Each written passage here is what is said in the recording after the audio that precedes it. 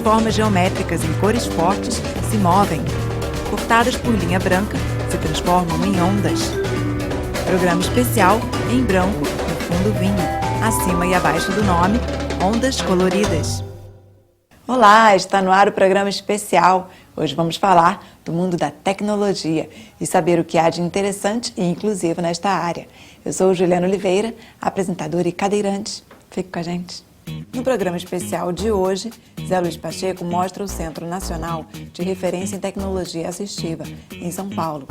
Nossa equipe conferiu o G-Trip, um jogo eletrônico que auxilia o desenvolvimento de crianças com deficiência. Você vai conhecer Antônio, que é designer e desenvolveu um cabide que auxilia pessoas com deficiência visual na hora de escolher roupas. E ainda, em Petrópolis, vamos visitar o Centro Cultural 14 Bis. Antônio é designer de produtos e desenvolveu um cabide interativo para pessoas com deficiência visual. O cabide possui um dispositivo que permite gravar e emitir voz.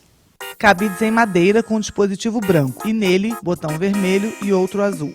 Eu sou designer de produto. As irmãs Cristiane e Adriana me chamaram para desenhar o produto e eu estou desenvolvendo o que a gente está chamando de cabide de visão. Mulher ao computador. Em uma prateleira e na bancada, cabides expostos. Eu sou Adriana Sêmola. O cabide de visão surgiu a partir de uma necessidade verificada pela minha irmã, que é pedagoga e faz a instalação de salas de recursos em escolas municipais. Então, com essa questão organizativa, veio uma pergunta de um professor, dos próprios alunos, de como melhorar a qualidade de vida na organização diária das pessoas com deficiência. E como o nosso nicho é cabide, nós trabalhamos praticamente exclusivamente com cabide, resolvemos fazer esse link, né? Não temos ninguém na família com deficiência, mas enfim, para justamente tentar colaborar com a qualidade de vida dos deficientes visuais. A gente visitou o Laramara, que é uma instituição que tem interesse em ajudar, né, as empresas a desenvolver produtos e tal, né? Apresentamos um protótipo que estava assim, até bem resolvido, mas tivemos várias informações de volta das pessoas que tocaram no cabide, mexeram e falaram. Foi até muito interessante, porque eles lidaram com o produto de um jeito muito lúdico, muito divertido. Gravaram mensagens engraçadas, fizeram piada e basicamente se interessaram muito pelo produto, que foi um grande estímulo para a gente também. Antônio segura e gira um dos cabides. Esse é o primeiro protótipo que a gente fez. Ele tem um botão na frente e outro atrás. Mas esses botões não funcionaram bem e as pessoas reclamaram, porque os dois botões estavam na mesma região. Então, assim, quando você apertava um, você apertava o outro. Então, se você aperta o botão de gravação, desgrava o que está gravado. Então, isso aqui não deu certo, mas já foi o nosso primeiro teste, né, de produção. É outro modo de abordar um objeto, né? E, enfim, o objeto tem que ter uma forma e uma qualidade que leve a pessoa facilmente a encontrar um botão, por exemplo, né? Ele é feito de duas ombreiras, que são ombreiras de madeira, um pouco mais grossas. Tem um elemento central, que é a parte onde vai, essa parte toda de gravação, vai o gancho do cabide. A gente começou pensando que esse elemento ficaria tudo dentro da madeira.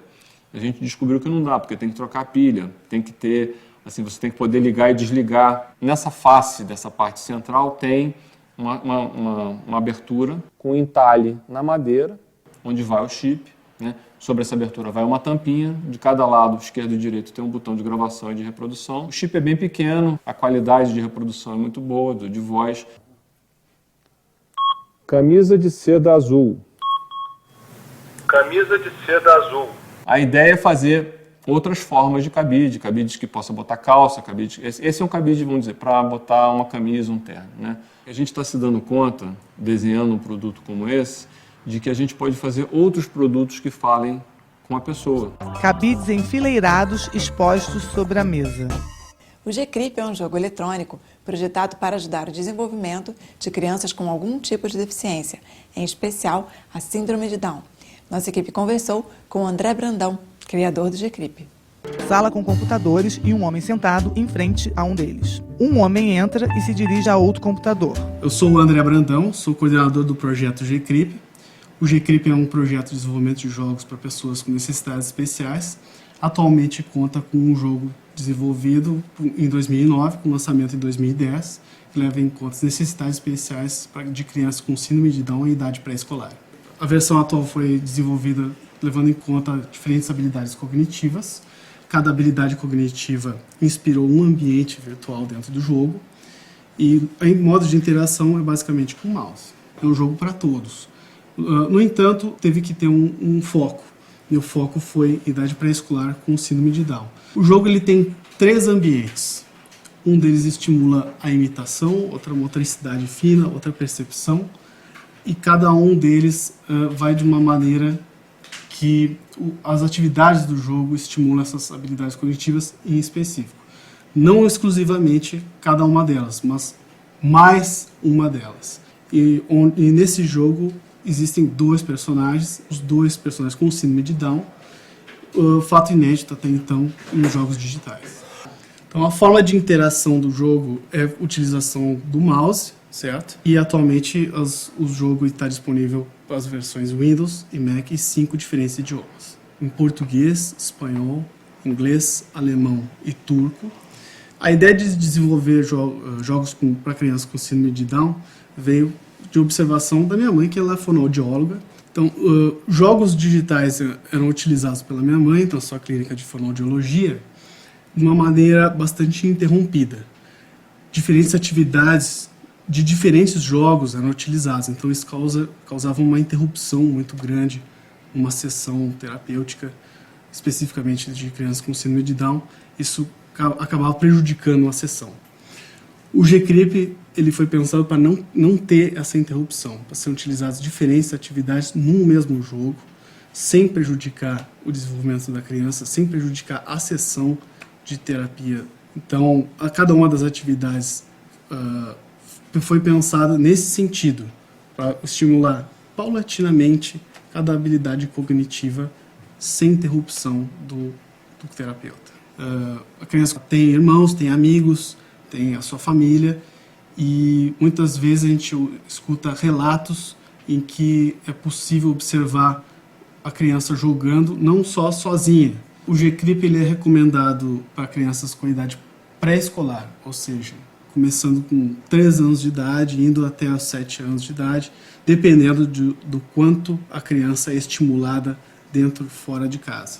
O jogo ele é disponível gratuitamente, e essa é a intenção do projeto, ao longo prazo, continuar distribuindo jogos gratuitamente, para devolver para a sociedade o investimento em diferentes profissionais que fazem sua formação dentro de universidades públicas.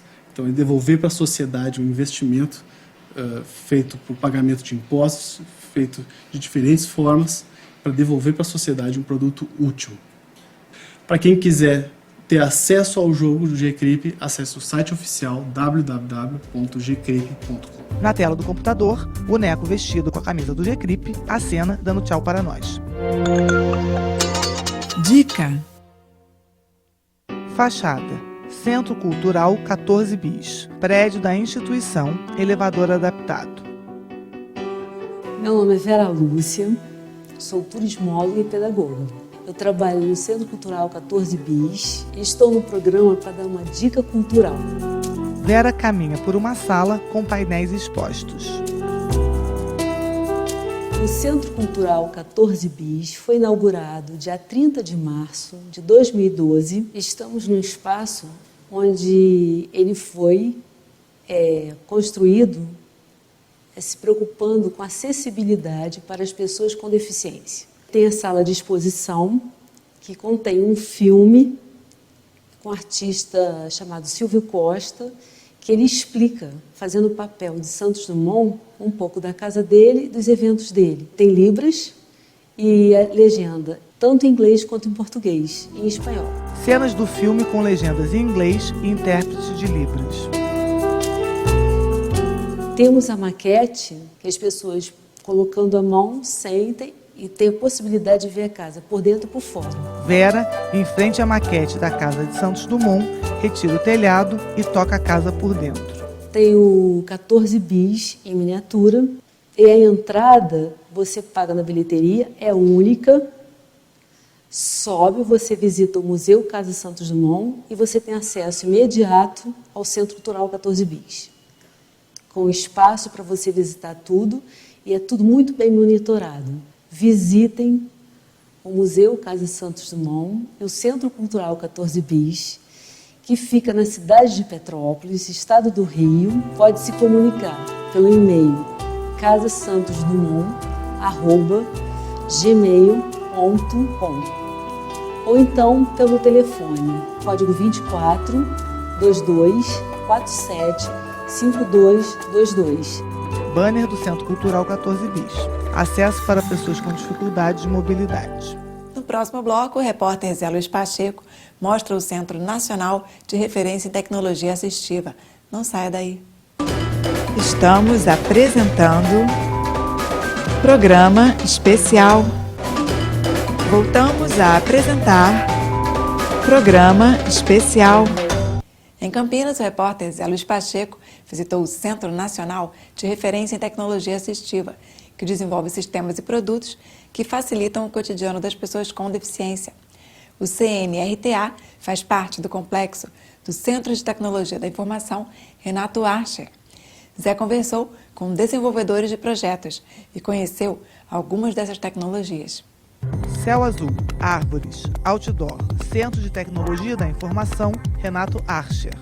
A gente vai bater um papo aqui com o Vitor Marmana, ele é o diretor do CTI Renato Archer. Qual o papel do CTI Renato Archer? Então, o CTI Renato Archer é uma instituição, uma unidade de pesquisa do Ministério da Ciência, Tecnologia e Inovação.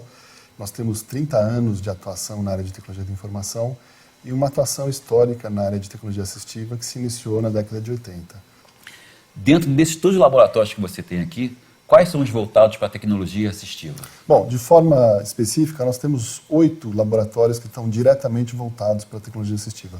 Mas, na verdade, a gente tem que pensar o CTI como uma matriz de competências para atender projetos em tecnologia assistiva. Então, indiretamente, todos os 12 estão envolvidos em tecnologia assistiva, embora 8 tenham projetos especificamente em tecnologia assistiva. Meu nome é Sidney Pinto da Cunha, eu sou aqui da RVC, que é a divisão de divisão robótica, né?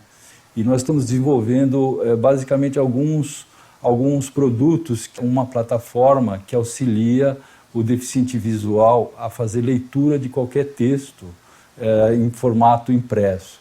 Então nós fizemos uma plataforma, né, que guia o deficiente visual a fazer uma fotografia do texto, né? Ele utiliza um software que é um reconhecedor de caracteres e também um leitor de telas, né, que está disponibilizado para computadores em geral e smartphone. Sobre a mesa, texto preso por espiral. Sidney coloca acima a plataforma transparente suspensa por 4 apoios. A seguir, encaixa um celular na plataforma. Assim, a ideia da plataforma é que ela posicione a câmera e o texto que vai ser lido. Dê 2 toques para abrir. Perfect OC. Campo de texto. Está editando. Sublinha. Conscientemente repetidas. O segundo produto que nós estamos desenvolvendo é o SoundLux, que é um sensor de luz que dá a informação da intensidade de luz e da direção das fontes de luz. Ele é um sensor de luz que auxilia o deficiente visual a localizar a fonte de luz e também ter uma ideia, através da frequência do som, da intensidade da fonte de luz. Então eu vou acionar. Sidney segura o sensor e o movimenta até alcançar uma luminária.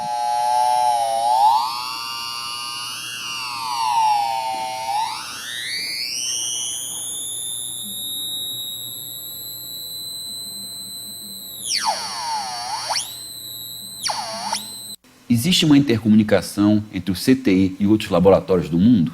Sim, com certeza, né? O CTI ele tem cooperação internacional em várias áreas, né? A gente tem com os melhores centros do mundo, né? A gente manda pesquisadores, traz pesquisadores. O CTI busca estar sempre informado e agora, mais especificamente na área de tecnologia assistiva, nós estamos trabalhando com um projeto latino-americano, né? De cooperação latino-americana bastante forte e especificamente também com a Argentina, um trabalho bastante forte para ver se a gente mobiliza essa matriz de competências em nível latino-americano também. Em uma sala, mulher digita em um notebook, enquanto retira o telefone do gancho e o leva ao ouvido. Eu estou com a Mari, ela é terapeuta ocupacional, ela faz parte da equipe do CNRTA. para a gente entender melhor como é que funciona o trabalho de vocês. Então, o Centro Nacional de Referência em Tecnologia Assistiva nasceu com o intuito de ser um grande observatório de ofertas e demandas de tecnologia assistiva no país e ser um grande articulador, porque a gente sabe que o país é muito grande e tem pesquisadores desenvolvendo recursos de tecnologia assistiva em todo o país, mas muitas vezes distantes um dos outros, muitas vezes não conversando, não sabendo em que momento está a pesquisa de um ou do outro colega. E isso faz com que haja uma demora muito grande entre pesquisa e desenvolvimento de produto para chegar na mão do usuário. Então, a ideia do CNRTA, o trabalho do CNRTA, é fazer a articulação de uma grande rede que envolve 29 núcleos de pesquisa em tecnologia assistiva, 29 núcleos oficiais, que estão cadastrados como oficiais para o Ministério da Ciência e Tecnologia e Inovação, e a gente tem cadastrado nessa rede mais 22 núcleos que não são considerados oficiais, mas que são grandes pesquisadores que estão há bastante tempo na área. E a ideia é fazê-los conversar, fazer com que essa conversa mobilize a pesquisa e facilite a chegada do produto lá na ponta, na mão do usuário. A gente leva para as empresas e para os núcleos as necessidades dos usuários e, além disso, a gente faz uma interface junto aos órgãos de fomento, de maneira em que, toda vez que surge uma chamada, chamada pública, que vai oferecer fomento para desenvolvimento, isso chegue rapidamente para os pesquisadores, de maneira que isso seja melhor utilizado. Qual a relação de vocês com o CNTI, o Centro de Tecnologia da Informação? Então, o CTI, o Centro de Tecnologia da Informação Renato Archer, de Campinas, ele já tem um know-how antigo no desenvolvimento de pesquisas na área de tecnologia assistiva. Para você criar um centro de tamanho tão grande, é necessário uma gama de coisas. Uma delas é a infraestrutura. E isso demandaria muito tempo, muito custo. E o CTI nos acolheu. Então, nós hoje estamos dentro do CTI, utilizando toda a infraestrutura do CTI, o que otimizou nosso estabelecimento. Então, nós pudemos nascer já trabalhando. A gente costuma dizer que a gente já nasceu trocando a roda. Vocês trabalham com equipe, né? A equipe do CNRTA é composta de um grupo interdisciplinar, ou seja, eu sou terapeuta ocupacional, nós temos uma fisioterapeuta, pedagogos, psicólogo, serviço social, nós temos pessoal da área de TI, então engenharia da computação, ciências da computação. Homem toca em um equipamento eletrônico. Agora eu estou com o Beiral, ele é o coordenador do LTA²D. Beiral, o que é LTA²D? Não, é Laboratório de Tecnologia Assistiva e Acessibilidade Digital. O laboratório ele visa criar ferramentas de acessibilidade. Como é que é feito o desenvolvimento dessas ferramentas? Eu tenho um objetivo, então eu vou atacar pelo objetivo. Eu tenho um objetivo que eu quero que o indivíduo use um computador. Certo. Então ele vai usar o computador. O que esse indivíduo tem que ele controla, que ele tem a capacidade de ele controlar? Ele faz quando ele quer. Ele assopra. Então eu tenho duas coisas. Eu quero que ele entre no computador e eu sei que ele assopra. Então, eu tenho que fazer uma ferramenta que faça o indivíduo controlar o mouse assoprando. Uma outra situação, eu quero que o indivíduo entre no computador, mas esse indivíduo pisca o olho. Esse indivíduo tem força de preensão. Então eu tenho a mesma coisa, mais ou menos parecido. Qual o meu objetivo? É levar esse indivíduo a controlar o computador. Ponto. Que esse vai passar por um sistema? Ponto. O que esse indivíduo tem que ele possa fazer isso? Que ele consiga acessar aquela máquina. Que ele consiga fazer. O que seria que ele tem?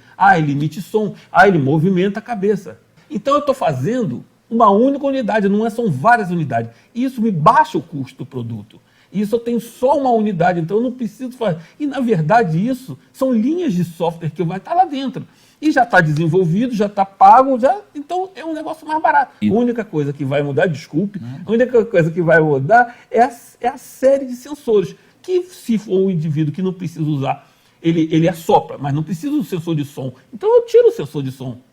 Mas todo o sistema está lá montado. Então você desenvolve assim, uma coisa bem complexa, né? Bem complexo. E a partir daquele complexo você pode ir escalonando, descendo exatamente. A coisa, é um pouco isso, né? Exatamente. Esse aqui é o Auxílios. É aquele conjunto que pega todas as ferramentas. Então eu tenho aqui uma pera para medir força de preensão, eu tenho uma unidade que eu posso soprar ou sugar, que vem nessa unidade. Eu tenho um sistema de som, que eu posso medir o som. Eu tenho também um de movimento, para pegar todos os movimentos. E tem uma webcam ligada. Então, o que acontece muito é que você evoluindo na tecnologia, você vai descobrindo os problemas. Então, existe esse switch, aquele switch que eu falei. Então, ele é um switch mecânico. A criança bate, ele vai acabar quebrando. Então, nós desenvolvemos um outro, com a mesma função. É um switch, que serve como switch. Mas ele usa uma webcam. Quando eu ponho a mão aqui, nesse ponto vermelho, ele vai calcular a área da minha mão e a cor da minha mão. E ver isso. Isso que você chama de assinatura. Isso que eu chamo de assinatura, muito bem. Aí, ele vai como funcionar normalmente. Então, vamos ver, olha lá. Comandou já. Então, agora ele está em movimento. Eu quero parar o sistema? Parou o sistema. Eu quero agora que o meu cursor vá para uma outra posição, vá para cima. Então, ele está subindo. E aí o cursorzinho vai subindo. Vai subindo até o ponto. Eu quero parar aqui. Então, para aqui. Eu posso querer parar em cima de um ícone. Um ícone que abra o Word, que abra a Internet Explorer, e eu vou entrando nas diferentes funções. Deixa eu só ter um entendimento aqui. Essa setinha, ela te oferece. Ela fica andando. Ela fica andando. Tem uma velocidade que ela fica andando aqui. Aí quando eu quero a direção que eu quero alcançar, eu boto a mão ali e ela para onde eu quero. Exatamente. Zé olha a tela de um computador, enquanto Beiral coloca a mão por baixo da webcam para dar o comando. É tudo muito complexo. Para esse desenvolvimento, qual o fator fundamental para que essa ferramenta seja eficiente? Então, as ferramentas de tecnologia assistiva, elas têm que ser bem aplicadas. Elas têm que saber ter um programa de aplicação. E esse programa influi a idade desse indivíduo que vai usar, a capacidade desse indivíduo de aprender a trabalhar com essa. Imagina uma criança que só fez isso na vida, só apertava e não sabe para que faz isso. Você que primeiro tem que trazer o real para ele. Então, quando eu faço isso, acontece alguma coisa. Agora, o que eu faço com isso aqui? Isso aqui eu posso usar no computador. O que faz? Eu aperto aqui, sai um som lá, uma música que me agrada. Eu passo a dar função para aquela coisa que até então não tinha.